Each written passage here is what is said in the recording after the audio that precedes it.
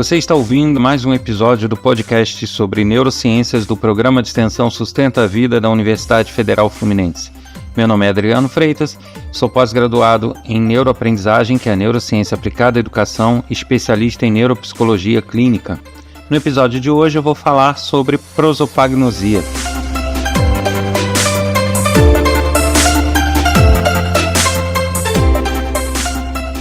Muitas pessoas vão estranhar esse nome prosopagnosia, mas eu tenho certeza que a grande maioria já sabe mais ou menos do que isso se trata. Na verdade, nós temos áreas do cérebro que são específicas para o reconhecimento da face, o reconhecimento de rostos.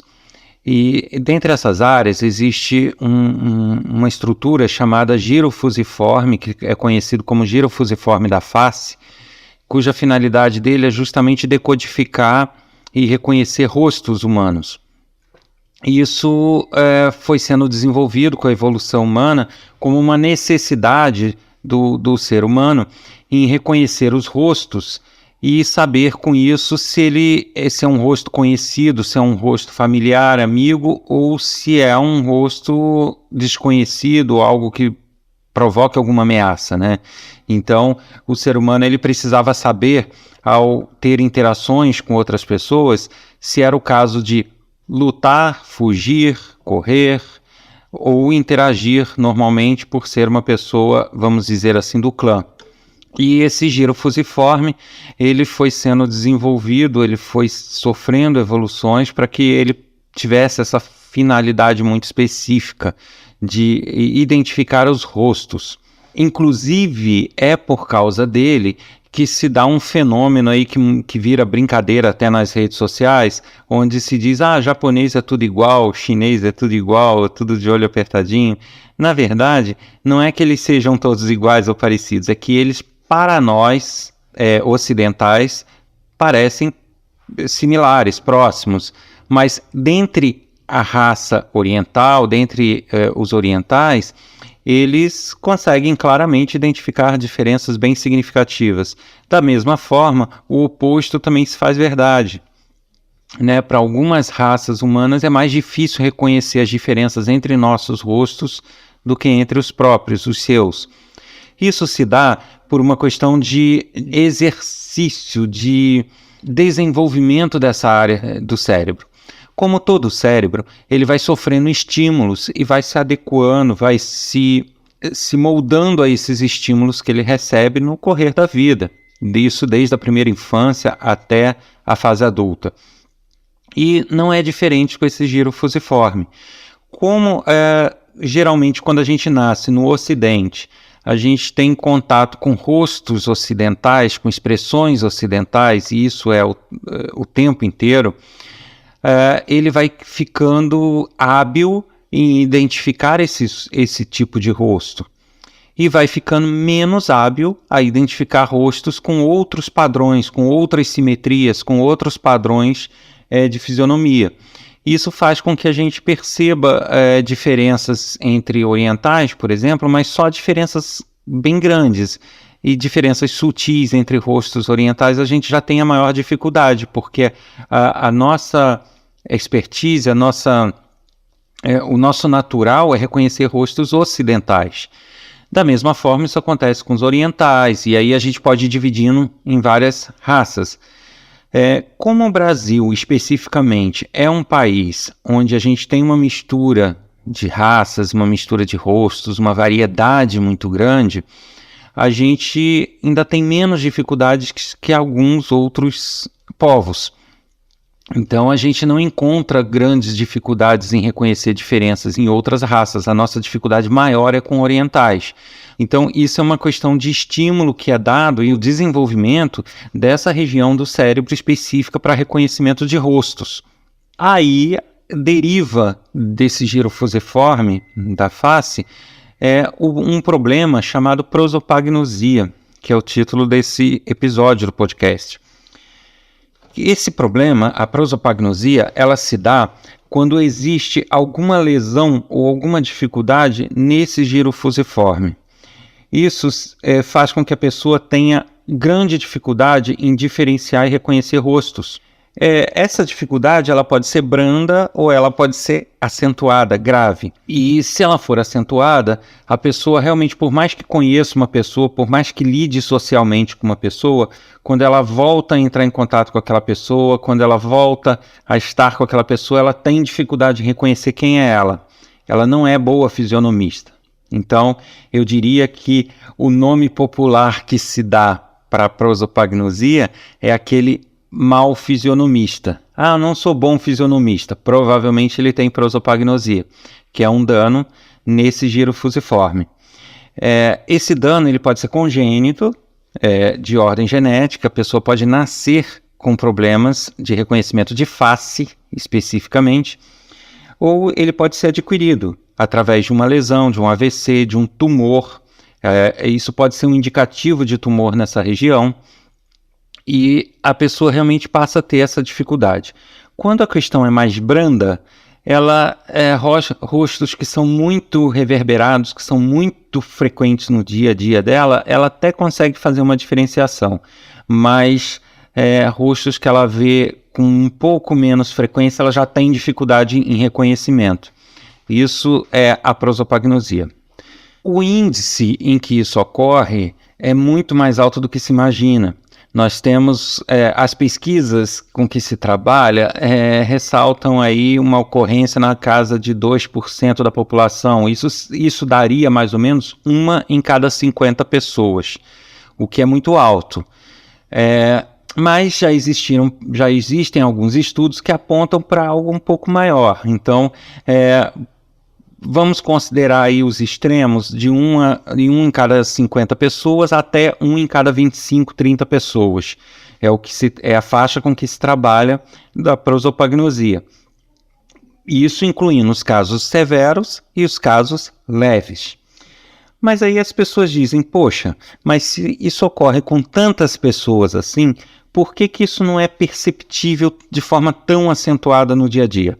A gente tem aquelas pessoas que se declaram e são tidas como não tão boas fisionomistas, e tudo bem, são pessoas que são reconhecidas por essa característica, porém não são tantas pessoas assim quanto se fala da prosopagnosia.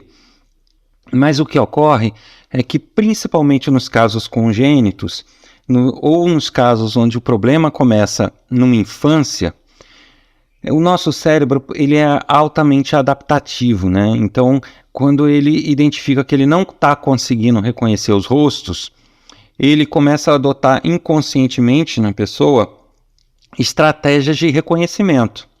Então, isso significa que você passa a reconhecer as pessoas pelo tom de voz, pela altura, pelo tipo de cabelo, pelo tipo de roupa, por hábitos que essa pessoa tenha, mas que pelo rosto em si ela não é reconhecida. Então, isso é muito observado em pessoas que ficam um pouco sem ver a outra, e essa outra pessoa corta o cabelo, usa uma roupa diferente, qualquer coisa, e vem a falar com a pessoa. Então ela tem dificuldades em reconhecer a pessoa porque ela mudou o cabelo, porque ela está gripada e o tom de voz mudou. Então isso tudo pode dar uma rasteira assim na pessoa, sabe? Ela deixar de reconhecer por outros fatores que não o rosto. Isso é muito comum nas pessoas que apresentam prosopagnosia. Então as pessoas lidam em sociedade, elas conseguem interagir em sociedade, mas elas não conseguem reconhecer rostos. Isso por conta dessas estratégias de reconhecer outros elementos em torno da pessoa, mas quando se mostra muito necessário reconhecer um rosto numa foto, reconhecer em algum meio onde ela não consegue ter esses elementos adicionais, ela realmente não consegue, ela tem forte dificuldade em saber quem é quem. E aí a gente pode parar e pensar um pouquinho, né? Quantas pessoas a gente conhece no nosso dia a dia, ou até nós mesmos, que temos essa dificuldade em reconhecer os rostos, reconhecer as pessoas. A gente fala, poxa, eu lembro dessa pessoa, mas eu não sei quem ela é, não reconheço. E aí fica essa dificuldade. Muitas vezes a gente acha que a gente é só distraído, ou só não tem muita memória, ou só isso, ou só aquilo, mas quando na verdade não, é um problema no giro fusiforme. Infelizmente, não há uma cura para esse tipo de problema. É um problema, principalmente se ele for congênito, não há o que fazer, né? O que se pode fazer é realmente adotar essas estratégias paralelas para reconhecimento das pessoas. Quando o caso se trata de um AVC, que aí tem um isquêmico, um hemorrágico, ou algum tumor, podem ser tentadas até alguns tipos de tratamento, né? No caso de tumores, às vezes o tumor não afetou a área, está pressionando a área. E muitas vezes, se removido, a pessoa deixa de ter o problema porque a área deixa de ser pressionada. Agora, se há uma lesão mesmo, dano no giro fusiforme, aí realmente as chances de não ter recuperação são grandes. Como eu falei, quando o problema vem de nascença ou vem de uma infância, aquilo é tido como normal. Então, a pessoa ela não se toca, ela não sente que ela tem um problema, porque o próprio cérebro vai adotando essas outras estratégias que eu falei e ela vai tocando a vida, levando a vida normalmente e não se dá conta disso.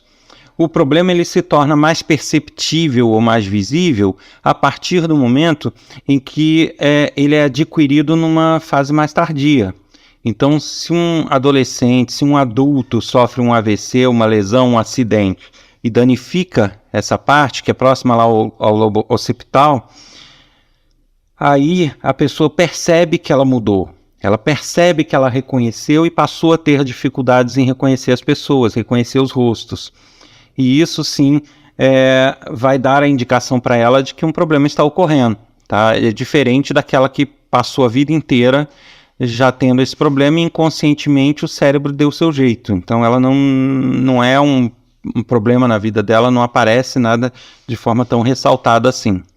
O importante é observar que isso pode ou não ser danoso à vida cotidiana das pessoas. Tem pessoas onde isso não faz tanta diferença assim na sua vida. Ela consegue lidar bem, essas outras estratégias que o cérebro arruma passam de forma natural para ela e ela não tem grandes dificuldades. Porém, para algumas pessoas isso pode sim ser um problema, principalmente para pessoas que profissionalmente dependem de reconhecer as pessoas, dependem de olhar as pessoas, de avaliar as expressões das pessoas, isso realmente pode gerar um problema. E muitas vezes isso seria até observado em crianças na época escolar e que poderia ser dado um acompanhamento, mas que simplesmente é passado despercebido, como se a criança fosse uma criança distraída, como uma criança com falta de atenção, como uma criança hiperativa que não para olhar, quando na verdade ela pode ter simplesmente um dano nessa região ou uma malformação que gera a prosopagnosia. Se você está gostando desse podcast e gostaria de vê-lo continuar e ter sempre novos episódios, não deixe de compartilhar com seus amigos, compartilhar nos seus grupos de trabalho, nas suas redes sociais, para que o projeto esteja sempre andando e sempre com novos episódios semanais. Você ouviu mais um episódio do podcast sobre neurociências do Programa de Extensão Sustenta a Vida da Universidade Federal Fluminense. Meu nome é Adriano Freitas, sou pós-graduado em neuroaprendizagem, que é neurociência aplicada à educação, especialista em neuropsicologia clínica. No episódio de hoje a gente falou sobre prosopagnosia. Se você desejar escrever com alguma dúvida, algum comentário, alguma sugestão para o nosso podcast, basta enviar uma mensagem para podcast@sustenta-vida.com, colocando no assunto o nome do especialista ou do podcast desejado. Para mais informações sobre o nosso programa de extensão, cursos gratuitos e outras atividades, acesse o nosso site www.sustenta-vida.com. Um abraço e até o próximo episódio.